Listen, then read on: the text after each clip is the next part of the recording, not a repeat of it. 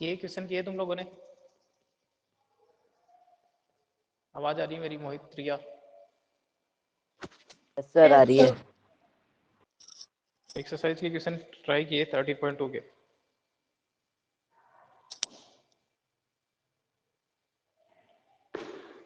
बोलो। वो रिमार्क कर लिए, रिमार्क कर रहे थे, रिमार्क पढ़े थे क्या तुमने? Yes sir. रिमार्क में कोई डाउट है, बताना है। डाउट दूसरा और थोड़ा सा, पहला और चौथा तो समझ में आ गया, लेकिन दूसरा और तीसरे में थोड़ा सा बाकी है। देखो एक बार मैं बता देता हूँ सारी।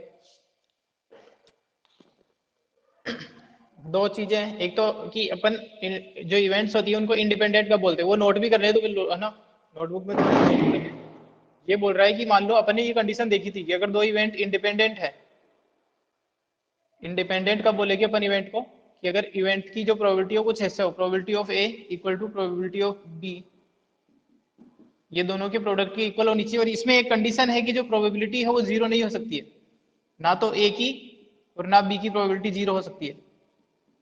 ठीक है ना तो ए की प्रोबेबिलिटी जीरो होगी, ना तो बी की प्रोबेबिलिटी जीरो होगी। ये तो कंडीशन है इंडिपेंडेंट इवेंट होने की। और अगर अपन बात करते हैं म्यूचुअली एक्सक्लूसिव होने की इवेंट के, म्यूचुअली एक्सक्लूसिव होना, तो जब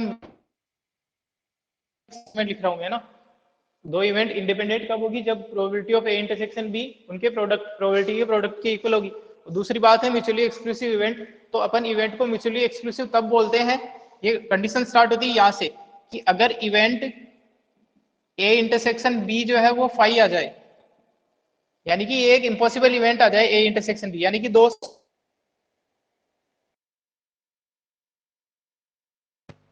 सर वीडियो पॉज हो रही है। तो ये दोनों डिसजॉइंट सेट हो जाएंगे। और अगर दोनों डिसजॉइंट सेट हो गए तो ये भी बोल सकता हूं मैं कि probability of A intersection B कितनी हो जाएगी, जीरो हो जाएगा। ठीक है ना, ठीक है। याद रखना मैंने ये नहीं कहा है कि ए एक एम्प्टी सेट है या बी एक एम्प्टी सेट है। ए इंटरसेक्शन बी अगर एम्प्टी सेट है, दोनों में से कुछ भी कॉमन नहीं आना चाहिए। म्यूचुअली एक्सक्लूसिव का मतलब ये है कि एक का होना दूसरे के होने को एक्सक्लूड करता है चांसेस को। अगर एक इवेंट होगी तो दूसरी 100% फिर नहीं होगी। अगर ऐसा है, ऐसी कंडीशन है, तो उन इवेंट को अपन बोलते हैं म्यूचुअली एक्सक्लूसिव। तो म्यूचुअली एक्सक्लूसिव के लिए, अच्छा इसके लिए भी यही वाली कंडीशन अपन देख सकते हैं कि प्रोबेबिलिटी ऑफ ए और बी जीरो नहीं है ना, प्रोबेबिलिटी ऑफ ए और बी जो है वो जीरो नहीं है, तभी भी ऐसा हो रहा है। म्यूचुअली एक्सक्लूसिव में probability of A intersection B zero है, ऐसा हो सकता है, बिल्कुल हो सकता है। मान लो अगर इवेंट डाइस को थ्रो करने के केस में इवेंट ए है ये 135 ओड नंबर, और इवेंट बी है 246, तो इस केस में प्रोबेबिलिटी ऑफ ए कितनी हो जाएगी, 1/2 हो जाएगी। डाइस के केस की बात कर रहा हूं, और यहाँ पे प्रोबेबिलिटी ऑफ बी कितनी हो जाएगी, 1/2 हो जाएगी। लेकिन अगर मैं इसमें ए इंटरसेक्शन बी निकालूंगा तो वो 5 आ जाएगा, दोनों में कुछ भी कॉमन नहीं है। अब मैं इस P intersection A intersection B की प्रोबेबिलिटी निकालूंगा तो कितनी आएगी, फिर जीरो आएगी। तो ऐसी इवेंट को बोलते हैं म्यूचुअली एक्सक्लूसिव। बट अब ये इवेंट जो है वो इंडिपेंडेंट है या नहीं, इसको चेक करने के लिए कैसे कर सकते हैं अपन, कि आपके पास में, अब देखो म्यूचुअली, ये दोनों चीजें समझ में आ गई, म्यूचुअली एक्सक्लूसिव और इंडिपेंडेंट, आप दोनों को साथ में करने की कोशिश करते हुए। अरे ये आ गया, क्लियर हुआ थोड़ा? म्यूचुअली एक्सक्लूसिव किसको बोलते हैं और इंडिपेंडेंट किसको बोलते हैं। अब मैं ये बताना चाह रहा हूं कि तुम्हें दोनों चीजें एक साथ में नहीं हो सकती है। दोनों चीजें एक साथ में क्यों नहीं हो सकती, इस चीज को समझने की कोशिश करते हैं। कि मान लो इवेंट जो है वो म्यूचुअली एक्सक्लूसिव इंडिपेंडेंट है, लेट्स सपोज, है ना, इंडिपेंडेंट है इवेंट, तो इंडिपेंडेंट का मतलब तो तुम ये बोल रहे हो पी ए इंटरसेक्शन बी जो है वो पी ए और पीबी के प्रोडक्ट के इक्वल होना चाहिए, जहां पे पी ए भी जीरो नहीं है, पीबी भी जीरो नहीं है। इंडिपेंडेंट है तो ये होगा। अब मान लो ये इंडिपेंडेंट है और ए और बी को मैं म्यूचुअली एक्सक्लूसिव भी करना चाहता हूँ, तो म्यूचुअली एक्सक्लूसिव बनाने के लिए ये कितना होना चाहिए, probability of A intersection B, बोलो। जीरो। जीरो होना चाहिए। अब आरएचएस को देखो, आरएचएस में पी ए भी जीरो नहीं है, पी बी भी जीरो नहीं है, तो क्या ये जीरो हो सकता है कभी, दोनों नॉन जीरो है तो? नहीं सर। दोनों जब नॉन जीरो है तो ये प्रोडक्ट जीरो नहीं हो सकता, इसका मतलब पी ए इंटरसेक्शन भी जीरो नहीं हो सकता है। अगर इवेंट इंडिपेंडेंट है तो ये कंडीशन है, और अगर ये कंडीशन है तो फिर ये आरएचएस जीरो नहीं हो सकता, इसका मतलब एलएचएस जीरो नहीं हो सकता है। तो इवेंट इंडिपेंडेंट है तो फिर वो म्यूचुअली एक्सक्लूसिव नहीं हो सकती है। और ऐसा ही है कि अगर मान लो म्यूचुअली एक्सक्लूसिव है तो फिर वो इंडिपेंडेंट नहीं हो सकती, क्योंकि अगर म्यूचुअली एक्सक्लूसिव है तो probability of A intersection B 0 होना चाहिए, जबकि अगर प्रोबेबिलिटी ऑफ ए, ये जो ए इंटरसेक्शन बी है वो तो 0 हो ही नहीं सकता, दोनों के प्रोडक्ट के इक्वल होती है, जबकि दोनों इक्वल नहीं है। तो ये बात समझ में आ गई कि म्यूचुअली एक्सक्लूसिव, इसमें काफी सारा कंफ्यूजन होता है कि म्यूचुअली एक्सक्लूसिव और जो इंडिपेंडेंट इवेंट है वो सेम ही है क्या, अलग अलग चीजें हैं, दोनों बातें अलग है। अगर इवेंट नॉन एम्प्टी सेट की इवेंट्स अगर म्यूचुअली एक्सक्लूसिव है तो इंडिपेंडेंट नहीं होगी, और इंडिपेंडेंट है तो फिर म्यूचुअली एक्सक्लूसिव नहीं होगी, ठीक है ना। अच्छा एक और चीज, ये हो गया क्लियर, बोलो। Yes, sir. Yes sir. और एक और चीज जो बेसिकली ये वाली भी काम है कि जो इंडिपेंडेंसी की जो बात आती है कि जो इवेंट है वो इंडिपेंडेंट है या डिपेंडेंट है, तो वो अपन चेक करते हैं प्रोबेबिलिटी के बेस पे कि प्रोबेबिलिटी निकाल लो, कि इसकी प्रोबेबिलिटी निकाली, इसकी प्रोबेबिलिटी निकाली, इसकी प्रोबेबिलिटी निकाली। तो जो इंडिपेंडेंसी या डिपेंडेंसी की बात आती है वो तो होती है प्रोबेबिलिटीज के साथ में, और जब अपन म्यूचुअली एक्सक्लूसिव की बात करते हैं तो वो इवेंट्स के साथ में बात करते हैं। ये जो टर्म है वो इवेंट्स के साथ एसोसिएटेड है, कि इवेंट्स के साथ में ये अपन देख लेते हैं कि अगर ए और बी इवेंट इस तरीके से है कि event A intersection B phi है तो फिर वो म्यूचुअली एक्सक्लूसिव इवेंट है। और जबकि अपन इंडिपेंडेंट इवेंट को चेक करने के लिए प्रोबेबिलिटी की हेल्प से चेक करते हैं। एक चीज ये है, ठीक है। और इसके बाद एक तो ये लिखा हुआ होगा, एक रिमार्क उनमें से कुछ ये होगा, और एक है आगे कि मान लो अगर एक से ज्यादा है, जैसे 3 इवेंट है एबीसी, 3 इवेंट है एबीसी, ये इंडिपेंडेंट है या नहीं तो कैसे चेक करेंगे। म्यूचुअली एक्सक्लूसिव होती है तो कैसे चेक करते हैं। म्यूचुअली एक्सक्लूसिव के लिए तो ये है कि किन्हीं भी दो का जो इंटरसेक्शन है, B intersection C, C intersection A, किन्हीं भी दो का जब तुम इंटरसेक्शन लो तो वो फाई आना चाहिए, तो मैं बोलता हूँ म्यूचुअली एक्सक्लूसिव है। बट अगर तीनों इंडिपेंडेंट है, इसको चेक करने का तरीका अलग है। इसको चेक करने का तरीका ये है कि अगर 2 इवेंट के लिए चेक करना है तो ये फॉर्मूला, 3 इवेंट के लिए चेक करना है तो फिर ये कंडीशन सारी चेक करनी है। पहली कंडीशन ये है कि probability of A intersection B जो है वो probability of A into probability of B के इक्वल होना चाहिए। इसी तरीके से दूसरी कंडीशन ये भी होना चाहिए कि probability of B intersection C जो है वो probability of B into probability of C के इक्वल होना चाहिए। Third condition probability of C intersection A probability of C into probability of A के इक्वल होना चाहिए। लास्ट फोर्थ, इन चारों के इंटरसेक्शन से एक इवेंट बन रही है, probability of A intersection B intersection C, इस इवेंट की प्रोबेबिलिटी जो है वो तीनों इवेंट के प्रोडक्ट के इक्वल होना चाहिए, बी इंटू सी। अगर ये सारी की चारों कंडीशन ट्रू है, सारी चारों कंडीशन सेटिस्फाई हो रही है, तो मैं बोलूंगा कि एबीसी इंडिपेंडेंट है। अगर चारों में से एक भी सेटिस्फाई नहीं हो रही तो फिर मैं बोलूंगा कि ये जो इवेंट है वो डिपेंडेंट इवेंट्स है। ये तो है 3 इवेंट के लिए चेक करने का तरीका, ठीक है। ध्यान रखना 3 इवेंट इंडिपेंडेंट है या नहीं है, उसके लिए आपको ये सारे दो के कॉम्बिनेशन और तीनों का एक साथ में इंटरसेक्शन का प्रोडक्ट जो है वैल्यू, वो भी तीनों के प्रोडक्ट की इक्वल आएगी, तो मैं बोलूंगा 3 इवेंट। इसी तरीके से 4 के लिए भी हो सकता है, 5 के लिए भी हो सकता है। 4 के लिए चेक करना हो तो 2 के लिए, फिर 3 के कॉम्बिनेशन, फिर चारों का, सारी जो है वो इस ऐसी कंडीशन को सेटिस्फाई करना चाहिए। क्लियर है ये, बोलो। याद रखना ऐसे एमसीक्यूज में क्वेश्चन आ सकते हैं। अरे क्लियर है ना। Yes, sir. अब एक और चीज है कि मान लो ये तो हो गई बात इवेंट को चेक करने के लिए, सेम एक्सपेरिमेंट है, उसके सर इवेंट जो कोई है भी आपस अगर में, क्वेश्चन आ जाए तो चारों, जैसे सर क्वेश्चन आ जाए तो चारों चेक करनी पड़ेगी हाँ, क्या, ये चारों कंडीशन? हाँ, चारों चेक करनी पड़ेगी। अगर एक भी नहीं हुई तो वो नहीं होगा। हाँ, तो वो आपस में इंडिपेंडेंट नहीं है, डिपेंडेंट इवेंट्स हो जाएगी। जो इवेंट इंडिपेंडेंट नहीं होती है तो उनको डिपेंडेंट इवेंट भी बोलते हैं ना। एक चीज है कि ये तो हो गई एक ही एक्सपेरिमेंट की जो इवेंट्स है वो आपस में इंडिपेंडेंट है या नहीं। अब मैं 2 अलग अलग एक्सपेरिमेंट को इंडिपेंडेंट कब बोलूंगा, यहां बात हो रही थी इवेंट की, अब मैं बात करता हूं कि जो इवेंट्स एक्सपेरिमेंट्स है 2 अलग अलग,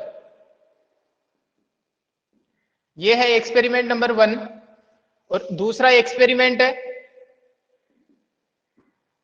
नंबर 2। तो ये आपस में इंडिपेंडेंट कब होंगे, इस एक्सपेरिमेंट को इंडिपेंडेंट बोलने के लिए ये होगा कि मान लो इसमें कुछ इवेंट है ना, ये जो एक्सपेरिमेंट है इसकी कुछ इवेंट है E1 E2 E3 E4 इस तरीके से, और ये जो एक्सपेरिमेंट 2 है इसकी भी कुछ इवेंट है F1 F2 F3 इस तरीके से। तो अब यहाँ पे कंडीशन ये होना चाहिए कि probability of E1 intersection F1 इसकी वैल्यू इक्वल होनी चाहिए probability of E1 into probability of F1 के, इधर से कोई भी एक इवेंट ले लो, इधर से कोई भी एक इवेंट ले लो, उनके इंटरसेक्शन की प्रोबेबिलिटी उन दोनों के सेपरेट प्रोबेबिलिटी के प्रोडक्ट के इक्वल होनी चाहिए सभी के लिए, तब मैं बोलूंगा दोनों एक्सपेरिमेंट जो है वो इंडिपेंडेंट है। ठीक है, बोलो।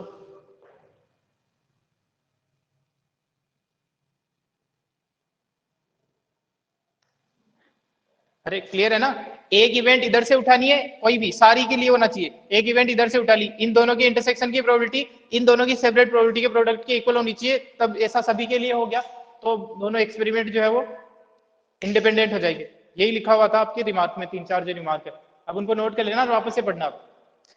अब अपन करते हैं एक्सरसाइज।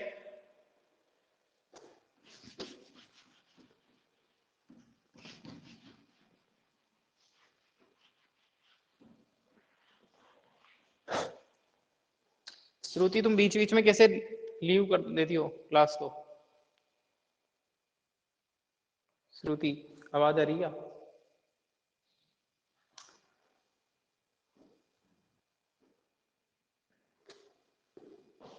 क्लास पूरी कंटिन्यू किया करो, कल भी तुमने बीच में छोड़ दी थी क्लास। देखो 30 क्या हो गया तुम्हारा, इतना कितना नेटवर्क इश्यू रहता है यार? कल था क्या पता। कौन से कोने में बैठ के क्लास लेती हो तुम ऐसी? कोई पूरी क्लास किया करो यार। देखो 13.2 13.2 की क्वेश्चन करते कल अपन ने चीजें देखी थी। एक तो इंडिपेंडेंट इवेंट कब होती है, इसी तरीके के क्वेश्चन है इसमें कि दो इवेंट इंडिपेंडेंट है या नहीं। एक तो ये है probability of A intersection B, independent के लिए probability of A into probability of B होना चाहिए, अगर ऐसा हो गया तो ठीक है। और एक अपन ने देखा था ये इनके फॉर्मूले, प्रोबेबिलिटी ऑफ ए बी, ये किस चीज को रिप्रेजेंट करता है? Probability of A into B. Riya बताओ अगर तुमने क्लास रिवाइज की है तो। रिया करी थी या देखी थी, नहीं देखी थी क्लास? नहीं सर, थोड़ी सी देखी थी। अब फिर आज की क्लास में कैसे समझ में आएगा? देखो एक तो ये फॉर्मूला देखा था अपन ने, ये रिप्रेजेंट किसको करता है मोहित बताओ? A B, probability of A B किस चीज को रिप्रेजेंट करता है? किस इवेंट की प्रोबेबिलिटी पूछ रही? A intersection B. Probability of A intersection B की प्रोबेबिलिटी है, तो इसका फॉर्मूला क्या होता है बताओ? ए बी का दो के लिए मल्टीप्लिकेशन रूल ऑफ प्रोबेबिलिटी देखी थी। हाँ तो हाँ P B probability of A P B आएगा ना। हाँ पी ए पी बी दोनों ही आ जाएंगे, दो दो है ना फॉर्मूले। और ये आ जाएगा P into B given probability A, of B B given A. Given A. और 3 के लिए 3 के लिए आगे एक और लग जाएगा सी गिवन ए बी। 3 के लिए प्रोबेबिलिटी सेम ऑफ ये ए, दो के, फिर probability of probability of B A, B given A, फिर आ जाएगा probability of C probability of given C A given B. A B. और इसी तरीके से 4 के लिए ये तो प्रोडक्ट रूल मल्टीप्लिकेशन रूल होता है, और ये होता है इंडिपेंडेंट इवेंट। यही दो चीजें अपन ने देखी थी, दो कंसेप्ट, इंपॉर्टेंट कंसेप्ट, और इनके कुछ क्वेश्चन भी किए थे अच्छे। बाकी के क्वेश्चन किए थे तुमने मोहित, मैंने कहा था कि अगर ए और बी इंडिपेंडेंट इवेंट है तो ए और बी डैश भी इंडिपेंडेंट होगी, ए सर डैश बी और बी डैश भी और इंडिपेंडेंट।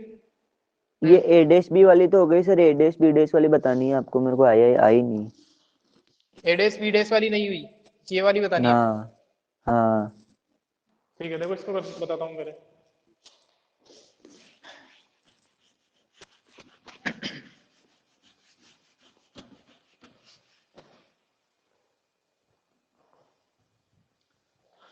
देखो अगर ए और बी इंडिपेंडेंट इवेंट है तो इसका मतलब ये हो गया कि A intersection B equal to probability of A into probability of B है। ये तो दे रखा है क्योंकि ए और बी इंडिपेंडेंट इवेंट है। इसकी हेल्प से आपको प्रूव करना है कि जो ए डेस इंटरसेक्शन बी डेस है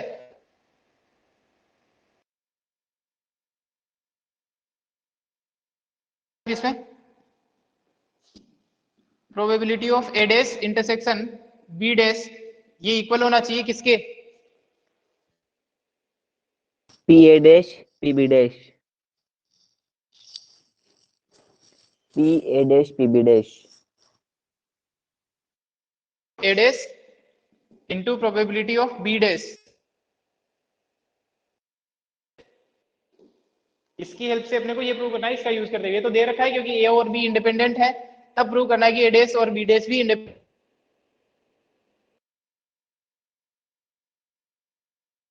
probability of A dash intersection B dash, और मैंने तुम लोगों को कल या परसों क्लास में बताया था कि ये जो लिखा हुआ है ए डैश इंटरसेक्शन बी डैश, इसको तुम ए यूनियन बी का कॉम्प्लीमेंट लिख सकते हो, बताया था। ये कौन सा लॉ है? ये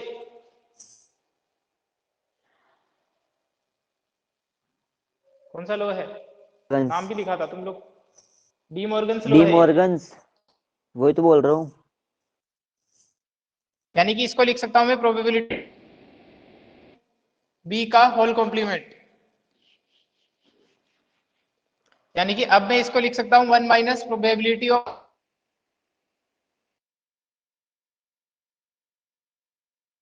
जो लिखा हुआ है अंदर इसको मैं लिख सकता हूं। अच्छा अपने को ए डैश, हाँ ठीक है, इस तरीके से लिख सकते हैं। आगे लिखते हैं probability of A plus probability of B minus probability of A intersection B. इसको ओपन कर लो ब्रैकेट को, तो ये हो गया 1 minus probability of A minus probability of B plus probability of A intersection B. तो क्या probability of A intersection B की जगह इस इक्वेशन का यूज कर ए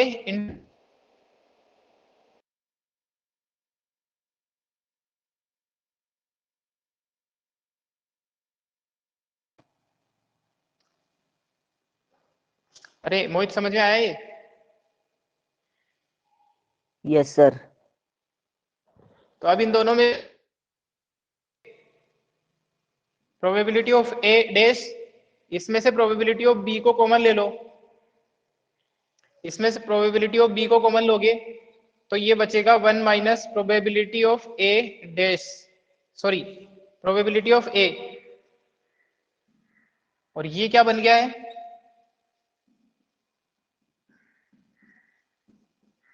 ये क्या बन गया? 1 माइनस प्रोबेबिलिटी ऑफ ए।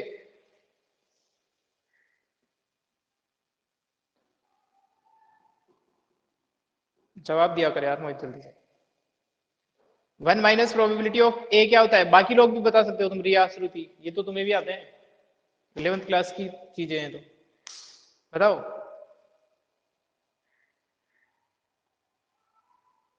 रिया गया मोहित, तो रिया बताओ यार, तुम लोग एक तो बोलते ही नहीं हो। Probability of A complement of A है ये।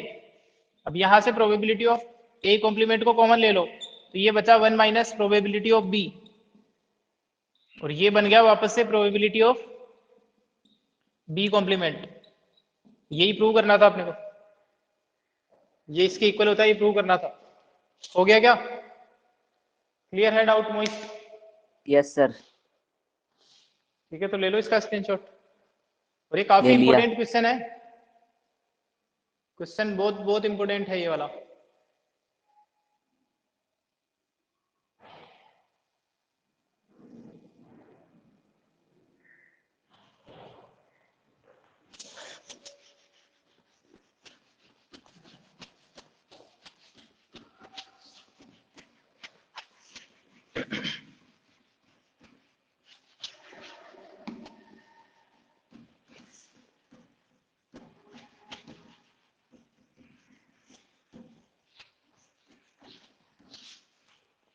देखो अब एक्सरसाइज निकाल लो, एक्सरसाइज के क्वेश्चन करते हैं अपन।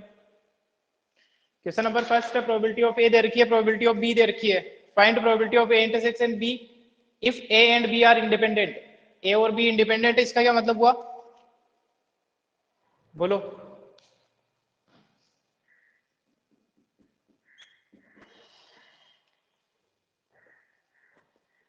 जवाब दो।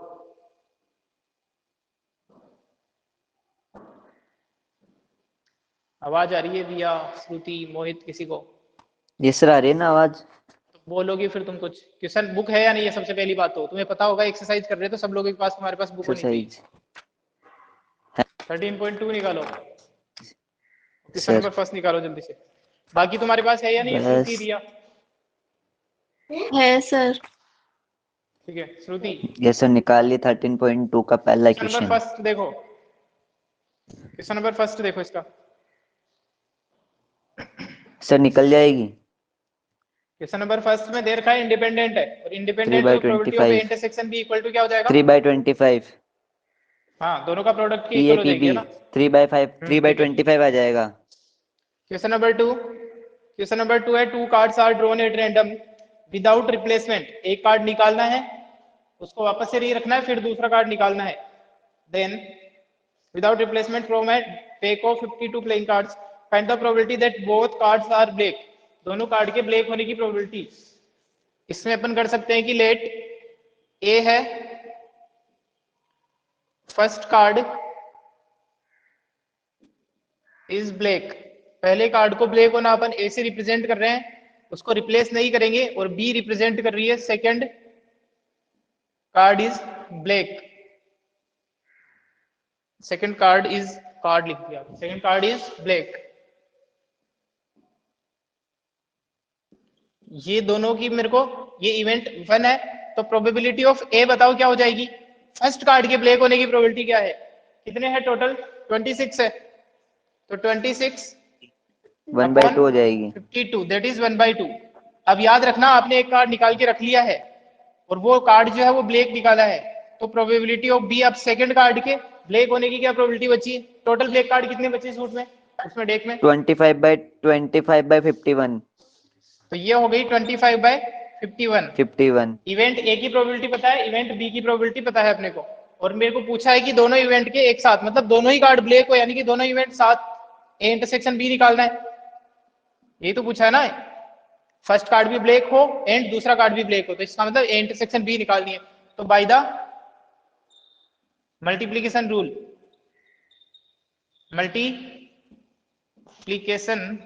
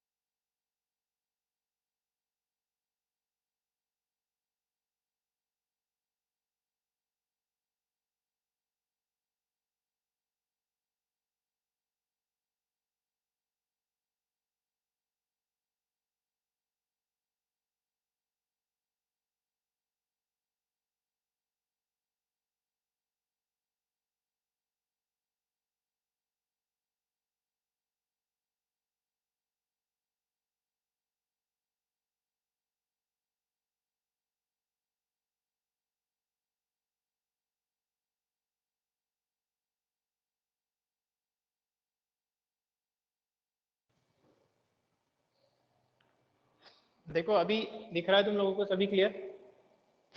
Yes sir. ठीक है, देखो तो इस क्वेश्चन के बारे में बात कर रहा था मैं। अगर केवल इतना लिखता है यहाँ पे, इसकी जगह में केवल इतना लिखता ना प्रोबेबिलिटी ऑफ बी, तो ये गलत होता है ना। यहाँ पे अपन ने प्रोबेबिलिटी अगर बी पूछूं मैं सेकंड कार्ड ब्लैक, तो सिंपली अपन ये मान के चलेंगे, लेकिन अपन ने यहाँ पे 25 क्यों करा है, क्योंकि अपन ये मान के चल रहे हैं कि पहला कार्ड ब्लैक हो चुका है ड्रॉ, इसलिए यहाँ पे 51 लिखा है। तो ये बी गिवन ए लिखना जरूरी है। इसका मतलब ये जो प्रोबेबिलिटी है वो इवेंट बी की तो है, सेकंड कार्ड के ब्लैक होने की तो प्रोबेबिलिटी है, बट कब है, जबकि इवेंट ए हो चुकी है, फर्स्ट कार्ड ब्लैक ड्रॉ हो चुका है।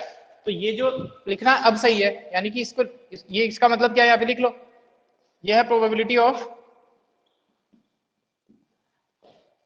Second card to be black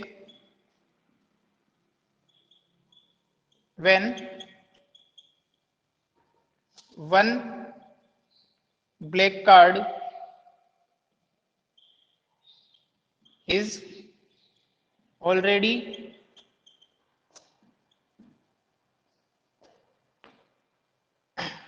drawn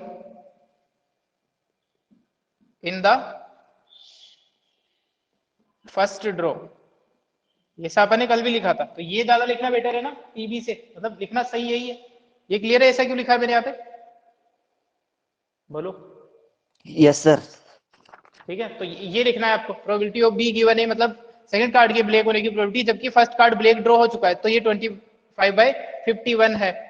अब इसकी प्रोबेबिलिटी अपने को निकाल नहीं पाएगा, मल्टीप्लीकेशन रूल ऑफ प्रोबेबिलिटी यहाँ पे लगा दो कि probability of A intersection B, इसका फॉर्मूला होता है probability of A into probability of B given A. दोनों चीजें पता है अपने को, प्रोबेबिलिटी ऑफ ए कितना है 1/2 इंटू इसकी प्रोबेबिलिटी है 25/21, तो आंसर आ जाएगा ये 25/41। 25/51।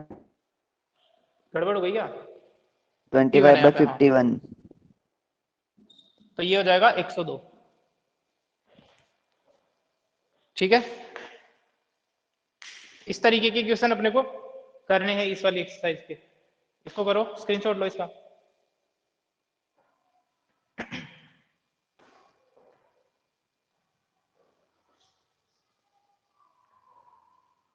सर क्वेश्चन तो 4-4 लाइनों के हैं, अभी तो समझ में नहीं है। मतलब 4 लाइन के क्वेश्चन समझ में आ जाएंगे क्या? समझना कितना पड़ेगा, लंबा समझ में आ जाएगी या नहीं आ जाएंगे तो। क्वेश्चन ही कितना बड़ा है? कौन सा क्वेश्चन की बात कर रहे हो तुम? 3rd।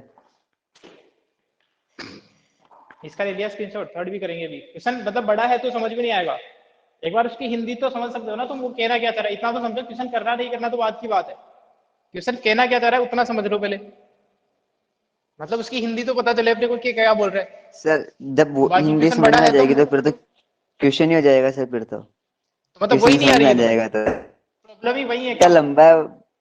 तो फिर वेदांत सर से आ कांटेक्ट करना जाएगा। पड़ेगा तुम्हें। नहीं लेकिन मैं बोल रहा हूँ अगर कि बड़े प्रॉब्लम ही ज्यादा है। केवल वही आ रही है मैथ की, तो प्रॉब्लम ही मतलब मैथ की प्रॉब्लम तक तो तुम पहुंच ही नहीं पा रहे हो, इंग्लिश में ही अटक रहे हो। अभी तक तो पढ़ाई कहाँ मैंने क्वेश्चन। बस तो फिर देखो साथ में पढ़ेंगे।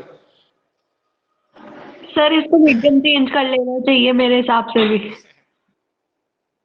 देखो क्वेश्चन देखते हैं। A box of oranges is inspected bye examining 3 randomly selected oranges drawn without replacement. If all 3 oranges are good, the box is approved for sale, otherwise it is rejected.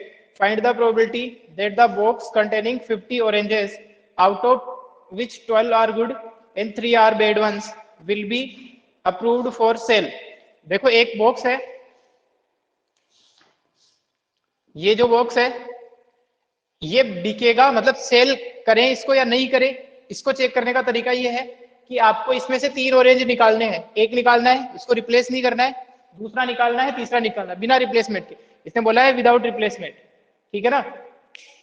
देखो क्या हो रहा है, जो चेक करने वाला बंदा है ना कि इसको मैं सेल के लिए भेजूं या नहीं भेजूं, अप्रूव करूं या नहीं करूं सेल करने के लिए, तो क्या बोलता है कि इसमें जितने भी ऑरेंज है मेरे को नहीं पता 100 है 150 है 200 है, लेकिन आपको करना क्या है 1 by 1 3 निकालना है। पहला उठाएगा देखेगा और उसको बाहर ही रखेगा, दूसरा निकालेगा वापस से बाहर रखेगा, तीसरा निकालेगा। अगर ये तीनों ऑरेंज अच्छे हो जाते हैं, गुड कंडीशन में है, गुड और बैड जिसने बात करी है, अगर तीनों ऑरेंजेस गुड है तो इसको अप्रूव कर देगा सेल के लिए।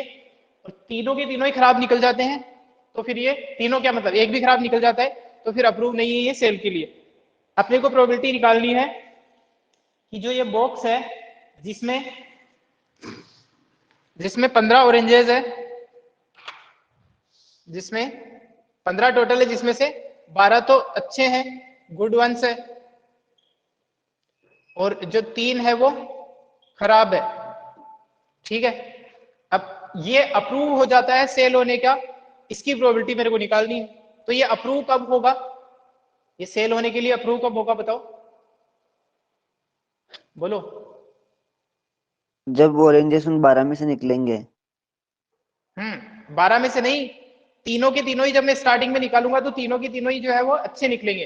तो तीनों के अच्छे निकलने की प्रोबेबिलिटी निकाले अपन कि जो स्टार्टिंग में मैं 3 ड्रॉ करूं पहला निकालूं तो वो तीनों बढ़िया निकलेंगे, जब भी अप्रूव होगा वो सेल के लिए। तो अपन इनके तीनों के अच्छे होने की प्रोबेबिलिटी निकाले कि प्रोबेबिलिटी ऑफ फर्स्ट जो है वो भी अच्छा हो, गुड वन हो, है ना, फर्स्ट जो है वो भी गुड वन हो, सेकंड भी गुड वन हो और जो थर्ड निकलेगा वो भी गुड वन हो। तो इसकी प्रोबेबिलिटी मेरे को निकालनी है। अप्रूव फॉर सेल मतलब यही है ना, बोलो। Yes sir. ठीक है, तो अपन पहले के अच्छा होने की प्रोबेबिलिटी निकाल सकते हैं, फर्स्ट के गुड वन होने की प्रोबेबिलिटी निकाल सकते हैं, एफ जी। लिखता हूं मैं, क्वेश्चन करना स्टार्ट करता हूं। क्वेश्चन समझ में आया नहीं आया, पहली बात तो ये। आ गया। ठीक है, एक बॉक्स है जिसमें से 3 एप्पल आपको चेक करने हैं स्टार्टिंग के। मान लो अगर बड़ा बॉक्स है तो सारे चेक नहीं करने आपको। जो टेस्टिंग वाला बंदा है, जो चेक करेगा, स्क्रीनिंग करेगा, वो 3 एप्पल निकाल रहा है, एक निकाल रहा है, 3 ऑरेंज निकाल रहा है, दूसरा तीसरा, और तीनों खराब, तीनों अच्छे निकल जाते हैं तो अप्रूव है। एक भी खराब निकल जाएगा तो फिर उसको सेल के लिए अप्रूव नहीं करेगा। यहाँ पे अपने पास 15 है, 12 उनमें से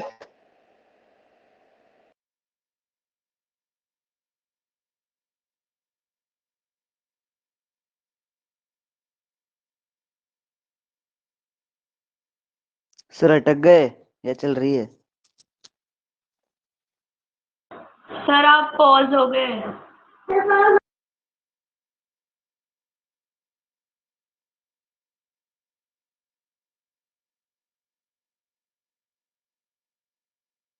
सर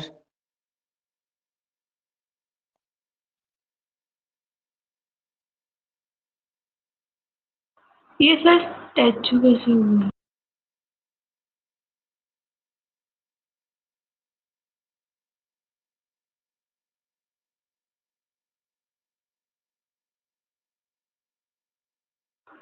ओए मोहित, बोल। ये आवाज आ रही है क्या सर? सर स्टैचू क्यों हो गए? मेरे को तो सर दिख ही नहीं रहे, आवाज भी नहीं आ रही ना। मेरे को तो मेरे दिख को रहे हैं, लेकिन मेरे टीवी नहीं दिख रही। मेरे को तो आवाज भी नहीं आ रही ना, सर दिख रहे हैं। मेरी आवाज भी नहीं आ रही क्या तेरे को? नहीं, तेरी तो आ रही है, सर की बोल रहा हूँ मैं। मेरे को भी नहीं आ रही सर की तो। मेरे को तो वो वीडियो भी नहीं दिख रही पॉज हुई हुई। मेरे को दिख रही है, लेकिन श्रुति तो दिख ही नहीं रही मेरे को। श्रुति भी चली गई। नहीं, अपन दो ही है। हाँ, क्या हो रहा है सर के फोन को? क्या पता।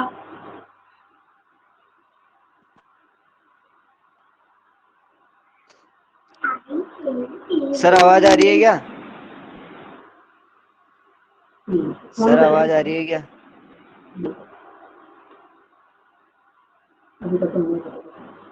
हेलो सर, टाइम ही होने वाला। मोहित तूने नोट्स बना लिए क्या चैप्टर के? हाँ, कंप्लीट है कल तक का। भेज देना मेरे। जरूर भेज दूंगा। पहली क्लास का तो हो रहा है मेरे, बाकी उसके बाद की क्लास का भेज देना। ठीक है। सर आ गए। आगे देखे सर। सर आज कहाँ जा रहे हो बार बार ही? ज्यादा ही नेटवर्क इश्यू आ रहा सर है। ये एक और क्वेश्चन करते हैं, फिर क्लास एंड कर दूंगा मैं। अरे सर, सर आज तो मैं परेशान हो गया, इधर से उधर तो किधर नेटवर्क आ रहा है। नेटवर्क इश्यू यहाँ यही है, मेरे एंड से ही है। देखो, न, ये वाला क्वेश्चन करते हैं अपन। तो एफ मतलब फर्स्ट जो ऑरेंज है उसका गुड होने की प्रोबेबिलिटी कितनी है बताओ। फर्स्ट ऑरेंज के गुड होने की प्रोबेबिलिटी कितनी है, बोलो। 1/12 या फिर इसको सिस्टमेटिक ही करते हैं थोड़ा ना, जैसे इससे भी समझ में आ जाएगा, कोई प्रॉब्लम नहीं है ना। चलो कोई नहीं, ऐसे लिखो। हाँ, है कितनी भाई, फर्स्ट ऑरेंज 12। जब इसमें से निकलेगा 12 में से तब है, और टोटल कितने 15 है, 1/12 थोड़ी है बेवकूफ। 12 फेवरेबल है, उनमें से टोटल 15 है, तो कितनी हो गई प्रोबेबिलिटी ठीक है, ठीक ठीक। 4/3 हो गई। अब आपको प्रोबेबिलिटी निकालनी है सेकेंड एप्पल के अरे सर अच्छे फोर होने बाई की। फाइव होगा ना, 4/5 होगी ना। 4/5 ठीक है ना। अब सेकेंड एप्पल के गुड होने की प्रोबेबिलिटी निकालनी है, कब कब निकालनी है, जब पहला ऑरेंज गुड निकल चुका हो। जबकि पहला वाला अच्छा निकल चुका है, तब इसकी प्रोबेबिलिटी कितनी है। इसके तो है ना अपने पास 4/5। नहीं, हाँ, नहीं, इसकी कितनी हो जाएगी पूरेगी, अपने पास 11/15। 11/15 15। कितने बचे, 14 एक तो 14 बाहर 14 निकल गया ना, 14 14 14 14 14 बचे। 14।